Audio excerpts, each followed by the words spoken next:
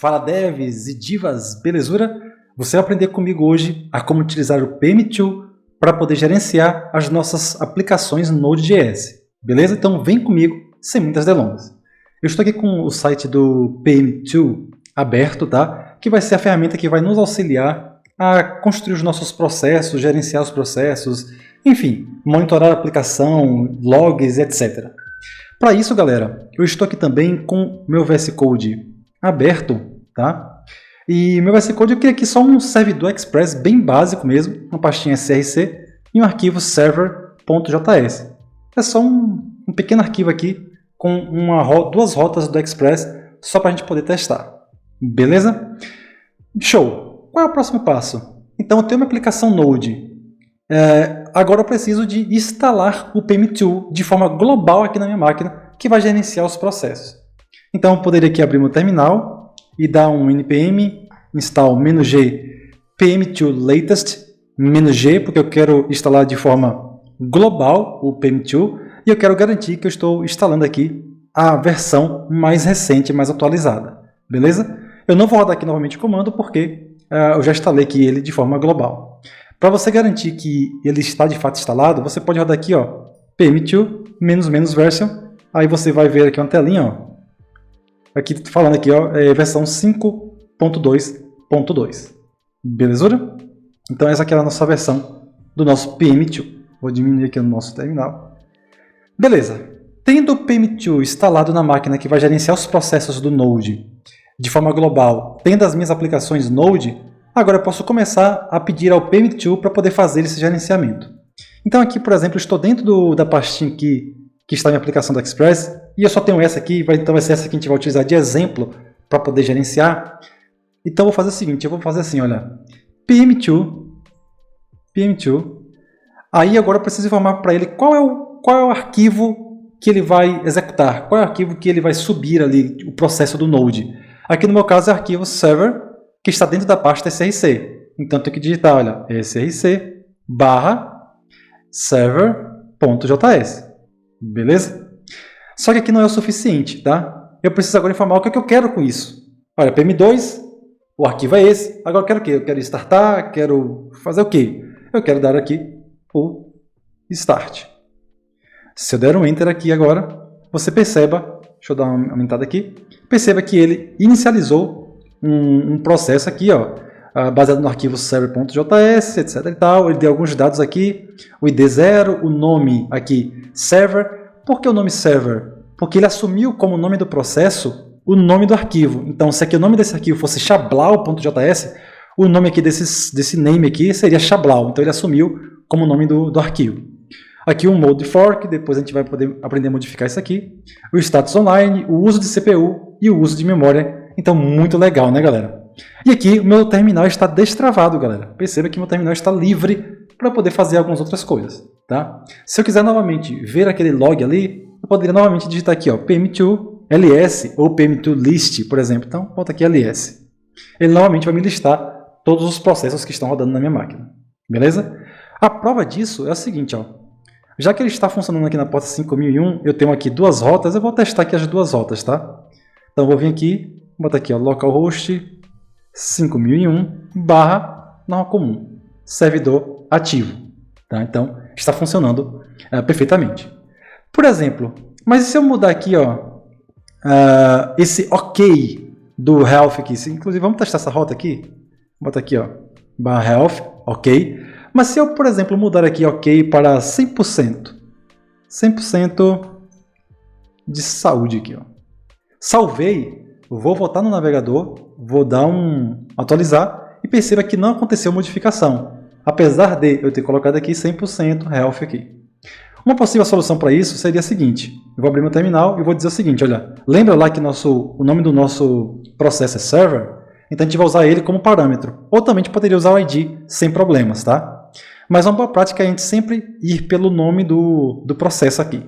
Show? Porque quando ficar com muitas aplicações aqui rodando, muitos processos Node, pode confundir a gente ter que seguir pelo ID.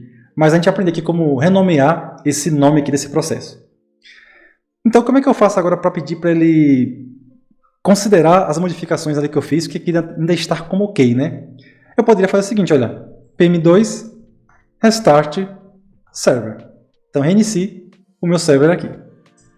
Você dá um enter, ele vai dizer que atualizou, tudo bonitinho. Se eu voltar aqui agora e dar um update, ele considerou as modificações, porque agora ele reiniciou o processo Node aqui na minha máquina. Belezura? Show! Uma outra coisa que a gente pode fazer aqui também é parar no processo, se eu quiser matar aqui o processo server. Então eu poderia fazer PM2 stop server. Ele deu um stop aqui, então ele pausou o meu processo. Se eu voltar aqui, não está mais funcionando a minha API, porque agora deu uma pausa naquele processo ali. Uma outra coisa que a gente poderia fazer, obviamente, é, ao invés de ficar toda vez dando o PM2 restart e o nome do processo toda vez que eu modificar minha API, é eu subir esse meu processo no PM2 pedindo para ele subir no modo onde ele fica escutando as modificações que acontecem no meu projeto, para que eu não precise ficar toda hora dando restart. Então, eu quero que ele trabalhe com esse hot reload automático. O que eu vou fazer para isso acontecer? Vou fazer o seguinte, olha. Eu vou dar aqui um PM2ls para a gente ver. Eu vou deletar esse processo, então faz o seguinte, olha. PM2 delete server. Deletei, agora estou sem nenhum processo. E vou criar agora um novo processo aqui, porém no modo what, que é o modo onde ele vai ficar fazendo hot reload dos arquivos aqui, das modificações que acontecem. Então, PM2 start src/server.js --what. Então, se eu der um enter aqui, perceba que ele iniciou minha aplicação. Se eu voltar aqui no navegador e dar um atualizar 100% de health, mas se eu atualizar qualquer coisa aqui, ó, por exemplo, bota aqui, ó, 80% de health, salvei. Se eu voltar aqui, dar um atualizar, ele modificou. Eu não precisei dar um PM2 restart. Então é como se fosse o NodeMon trabalhando para a galera que já está acostumada a trabalhar ali com o NodeMon, fazendo o hot reload dos projetos. Show! Mas tem uma outra coisa que eu posso fazer também. Por exemplo, eu posso dar um nome específico para o projeto, né? Você pode ver que ele aqui está com o nome server, mas eu poderia renomear esse processo. Então o que eu vou fazer? Eu vou dar aqui um PM2 stop, bota aqui, ó, server, vou deletar ele, ó, PM2 delete server, então agora eu estou sem nenhum processo, tá? E agora eu vou criar novamente esse processo no mesmo modo lá, o what, só que agora eu quero dar um nome para ele. Então eu vou botar aqui, ó, uma flag --name e eu vou botar aqui, ó, minha API, por exemplo. Eu vou dar um enter.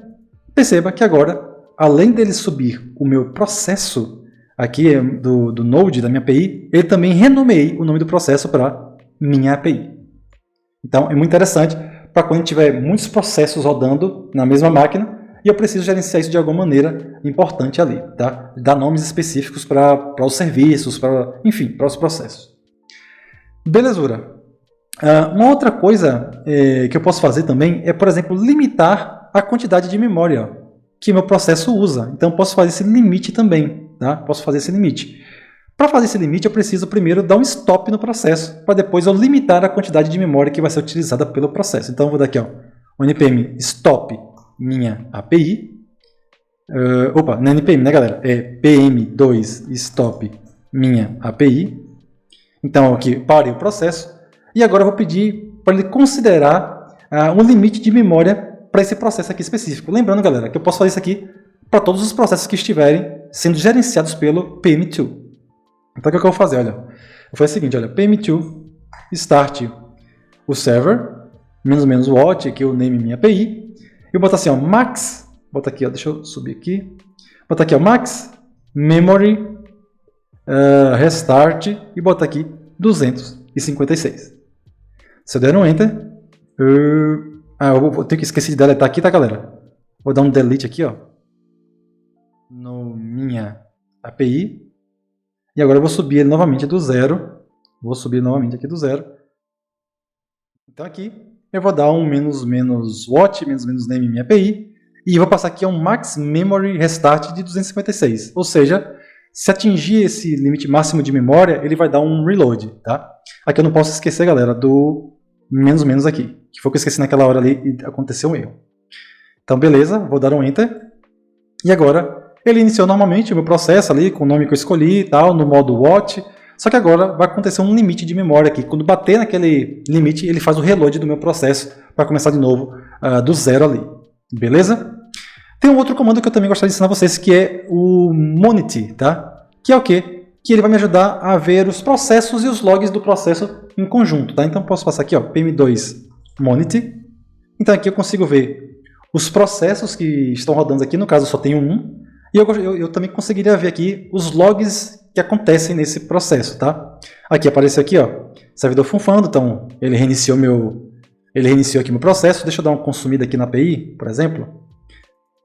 Vamos botar aqui de novo. Deixa eu ver se ele aparece. Aqui nesse caso não aparece. Vamos tentar fazer uma modificação aqui só para poder ver se ele registra algum log aqui, ó. Vou mudar aqui para 100, salvei. Aí perceba que ele deu reload ali. Ele vai logando ali os logs da minha aplicação ali tranquilamente. Então eu poderia usar os console log da vida aqui e eu conseguiria ver esse resultado sendo exibido aqui nos logs também, tá? E obviamente logs de erros e outras coisas afins também. Beleza, galera. Para finalizar, o que eu vou fazer, galera? Aqui eu dei um Ctrl C para sair, tá? Então se você tiver na dúvida, aqui é Ctrl C, eu consigo sair. E para finalizar, galera, eu vou fazer o seguinte, eu vou mostrar para vocês como ativar o modo cluster, tá? Esse modo cluster, galera, ele vai me proporcionar o poder, por exemplo, se eu quiser, utilizar todo o processamento, todos os núcleos de processamento da minha máquina, tá? Então eu posso limitar esse processamento, posso colocar como máximo, como uso máximo também. E a gente consegue isso porque o PM2 ele tem aquele próprio load balancer natural dele mesmo, então é muito interessante. E também, por debaixo dos panos, o PM2 ele faz uso do módulo cluster do próprio Node, tá? Então é interessante ressaltar isso aqui, depois você pode dar uma olhada na documentação do Node, no módulo de cluster também, que é exatamente o que o PM2 vai usar para poder trabalhar nesse modo aqui, beleza? Como é que eu trabalho aqui com o modo cluster, tá, galera? Vou fazer o seguinte, deixa eu deletar aqui novamente o processo. Vou dar aqui um PM2 delete stop minha API, vou pedir para ele deletar também, PM2 delete minha API, para a gente sempre garantir que está tudo certo. Eu vou fazer o seguinte, ó, PM2 start server, SRC, server, -what, -name minha API, e aqui eu vou tirar esse limite aqui de memória, mas eu vou passar o seguinte, galera, uma flagzinha -i, tá? E aqui depois dessa flagzinha eu tenho que formar ou o número